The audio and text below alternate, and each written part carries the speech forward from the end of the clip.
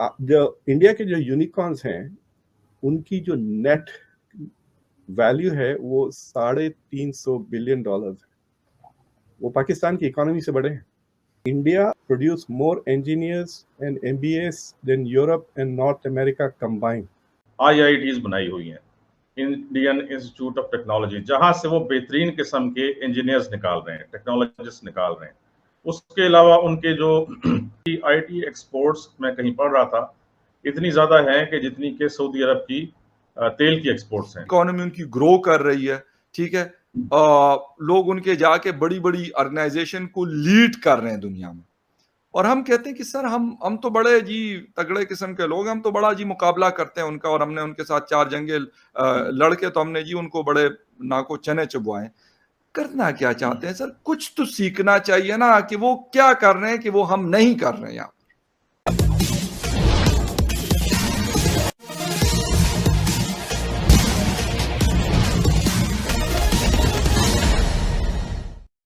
भारत की जो दिनों दिन आर्थिक प्रगति हो रही है, भारत में नए नए स्टार्टअप यानी यूनिकॉर्न बन रहे हैं, इसको लेकर पाकिस्तानी मीडिया यह अब स्वीकार करने लगी है कि केवल भारत के नए स्टार्टअप यूनिकॉर्न ही पाकिस्तान को खरीद लेने की हैसियत रखते हैं।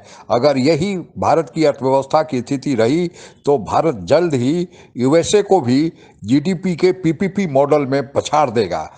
आगे क्या पाकिस्तानी मीडिया कह रहा है, आइए सुनते हैं। पाकिस्तान की आपने देखा ही है कि चाहे हमारी इकोनॉमी हो, चाहे हमारी फॉरेन पॉलिसी हो, हमारी काफी टाइम से जो है वो ठीक नहीं चल रही है, लेकिन भारत की काफी बेहतर चल रही है। आपके ख्याल से क्या रीजंस हो सकते हैं? बीजेपी के आने से ये देखा गया है कि जो फॉरेन पॉलिसी है वो भी बहुत अच्छी चल रही है, और इकोनॉमी में भी आप लोग अब 5th नंबर पर आ गए हैं। देखिए, आजादी से लेकर अभी तक India has done things which are fundamentally correct. तो 1991 से नरसिम्हा राव के बाद से जो लिबरलाइजेशन हुआ है, तो इंडिया की इकोनॉमी का जो ट्रेजेक्ट्री चेंज हुआ है। इससे पहले इंडिया 4-5% पे ग्रोथ करती थी। लोग मजाक से हिंदू ग्रोथ रेट का लफ्ज इस्तेमाल करते थे बट जब से लिबरलाइजेशन हुआ, ऑल ऑफ दैट टाइमिंग बहुत परफेक्ट थी। और अब जब जो नई गवर्नमेंट आई है 2014 में, this is also far more business friendly. तो बिजनेस अपॉर्चुनिटीज बढ़ गई हैं इंडिया में। तो आप देखें पिछले चंद हफ्तों महीनों की बात है, the India has overtaken Britain. It has become now the 5th biggest economy कह सकते हैं आप। अमेरिका, चाइना, जापान और जर्मनी के बाद $3 ट्रिलियन की इकोनॉमी हो गई है। लेकिन अगर आप परचेजिंग पावर को एडजस्ट करते हैं तो India is already the 3rd biggest economy. तकरीबन 10% यूनिकॉर्न्स इंडिया में है, 3rd लार्जेस्ट। 2021 में कुछ 40-45 कुछ नए यूनिकॉर्न्स, और इंडिया हैज नाउ क्रॉस्ड 100।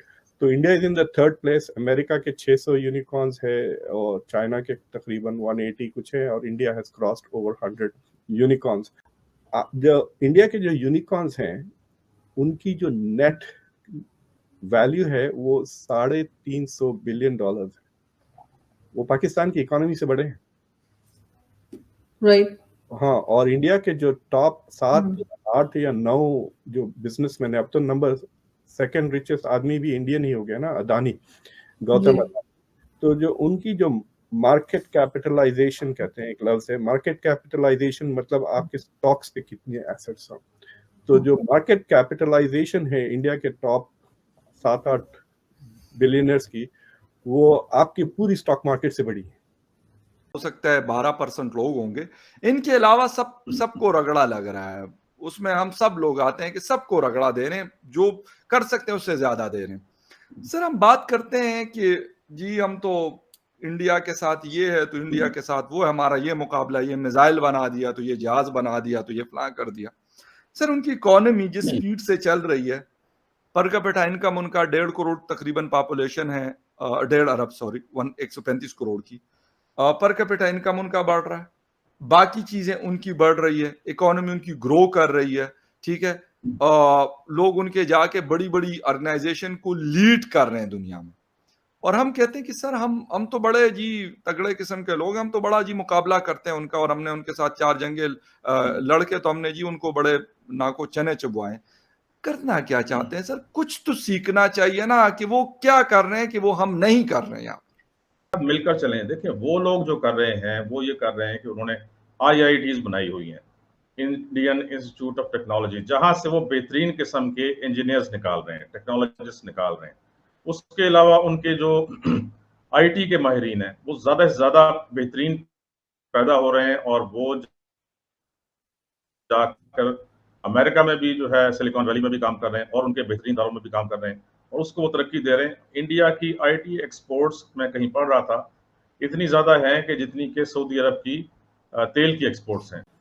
और खास बात यह है कि पोस्ट कोविड जो इकोनॉमी जो सबसे ज़्यादा तेज़ी से रिकवर कर रही है बड़ी इकोनॉमीज में, वो इंडिया है। इंडिया की जो ग्रोथ रेट है, अभी मूडीज ने उसको थोड़ा बहुत एडजस्ट किया है, but it is between 7 to 8.5% growth rate है इस साल का। इट इज़ चाइना से डबल। चाइना की जो 2022 का फोरकास्ट है इट इज़ 4%, इंडिया का फोरकास्ट इज अराउंड 8.5%। तो basically Indian economy has fully recovered from covid और it is growing at a very good pace.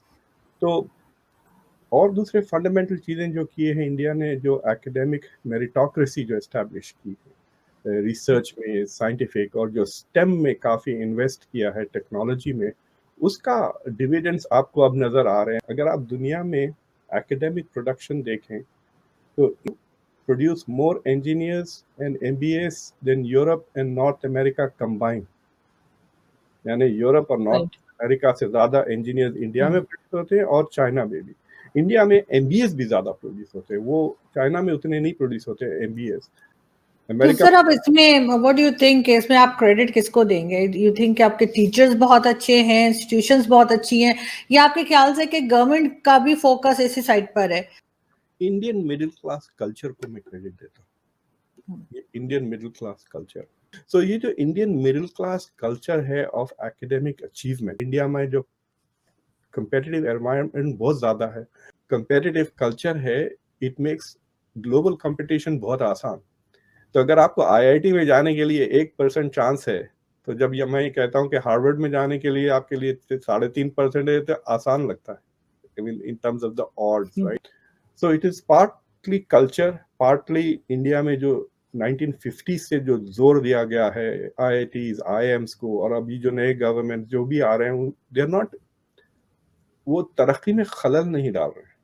देखिए तरक्की का जो मोमेंटम है उसमें वो खलल नहीं डाल रहे हैं।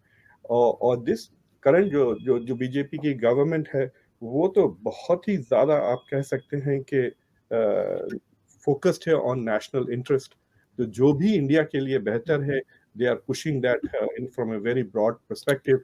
और इंडिया के पास अब क्या कहना चाहिए, लेवरेज भी आ गया है, because it's such a big economy, because everyone wants to trade with India, India में इन्वेस्ट करना चाह रहे हैं। So the size is growing, growth rate 8% is means it is becoming a juggernaut of an economy, और momentum बहुत positive है। so you can expect, मतलब जो forecasts मिल रहे हैं all over the world से, कि 2050 तक we will probably overtake the US also in the size of the economy। आप अगर हमसे जुड़ा रहना चाहते हैं तो कृपया मेरे चैनल को सब्सक्राइब करें तथा बेल आइकन भी दबा दें, ताकि नई वीडियो की जानकारी तुरंत आप तक पहुंच जाए। धन्यवाद। जय हिंद।